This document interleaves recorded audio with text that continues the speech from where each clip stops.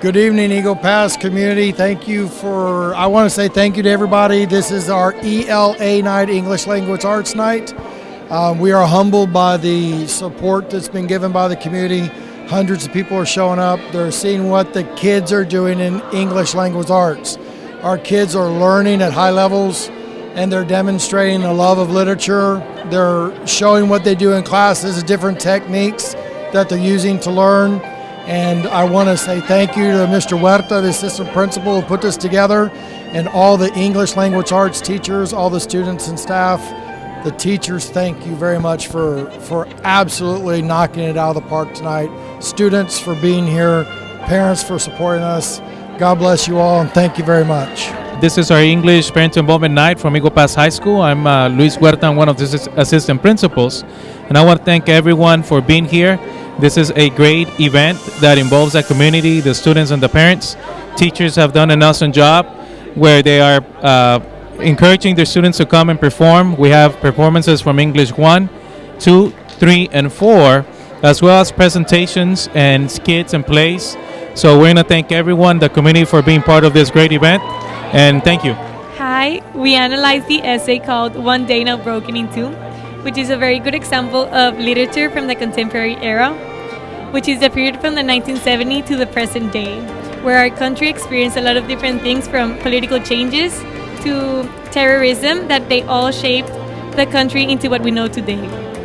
Anna Quinlan, in her essay, reflects over the incident that took place in New York at the World Trade Center.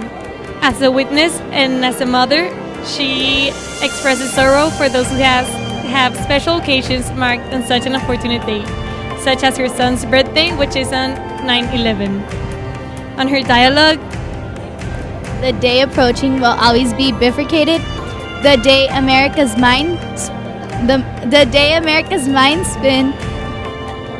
reeled, its spine stiffened, and its heart broke. Quinlan uses personification to exaggerate how greatly America was affected by this tragedy. First, America's mind reeled. It took them a while to take in the process and what seemed impossible to happen. Then their spines stiffened. As they took in this, they realized what truly had happened, and they had to accept what was the tragedy of 9/11.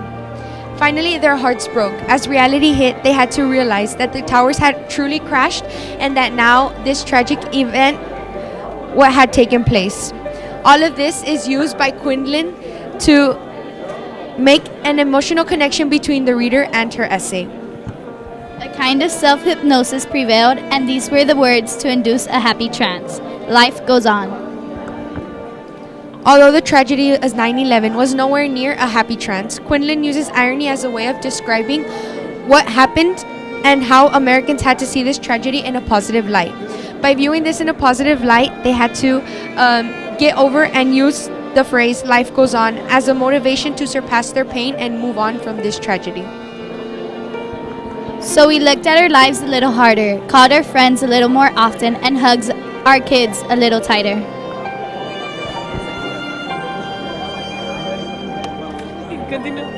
by using the same grammatical structure, looked, called, and hugged, Anna Quinlan uses parallelism as a way to present her message in an easier manner. My purpose in writing this essay, I wanted people to reflect on what had happened on such a tragic day called 9/11 and view it as a tool to improve the way we live life today.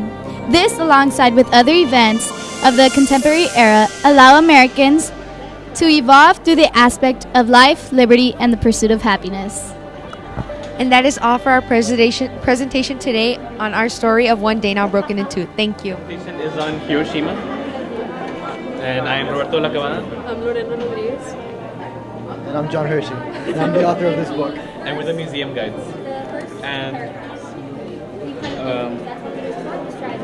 Hiroshima is a part of the postmodernism era of literature, and it emerged after World War II. And it is characterized by narrative techniques such as fragmentation. Her scene wants to be perceived as a critical source in order for the audience to be able to rely on him for factual information.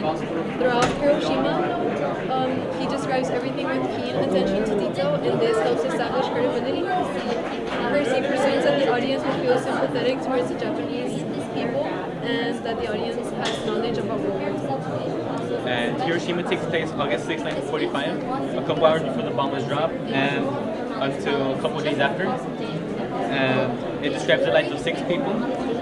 And his motivating force in writing this book was his will to show the world of the dangers of the bomb. And his purpose was to show the world the horrors of war and warfare. And throughout the entire book, Hershey used ethos, which is an ethical appeal, to establish credibility as an author by listing stories with extreme amount of detail. And this helps the audience trust the author and believe him that his evidence is factual. On the last paragraph of this Katsuko Nakamura's experience, the author says, Timbers fell around her as she landed, and showers of towels crumbled on her. Everything became dark as she was buried. the author exaggerates his statement in order to emphasize his claim, and he does this by using a hyperbole. With the phrase shower of tiles, he wants the audience to imagine the numerous amount of tiles that fell on her until she eventually became buried in them. And this exaggeration adds to the purpose of revealing the experiences that these survivors of Hiroshima had to endure. And on the closing paragraph of Dr. Masakazu Fuji's near-death experience, Hershey wrote, Dr. Fuji was sweetly tied by 2 large timbers, causing him to V in his chest. Everything became like a morsel suspended between 2 large chopsticks.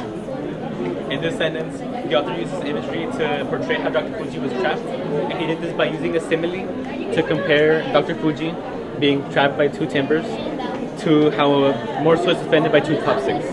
And he did this so that the audience would be able to picture the situation that Dr. Fuji was in. In one of his paragraphs, the author uses a metaphor on the blast of the atomic bomb seen throughout the oasis when he says, Then a tremendous flash came across the sky.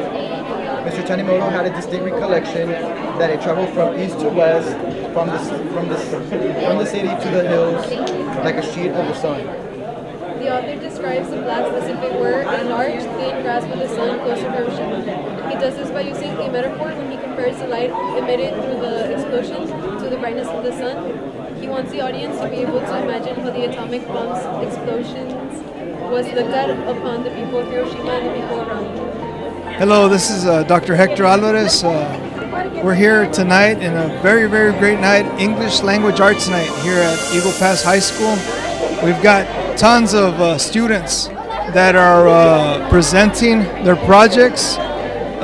Each one formed a group and they went ahead and presented their English projects.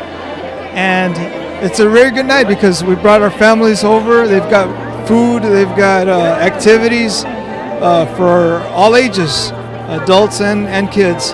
So, you know, if you haven't, come on over and enjoy.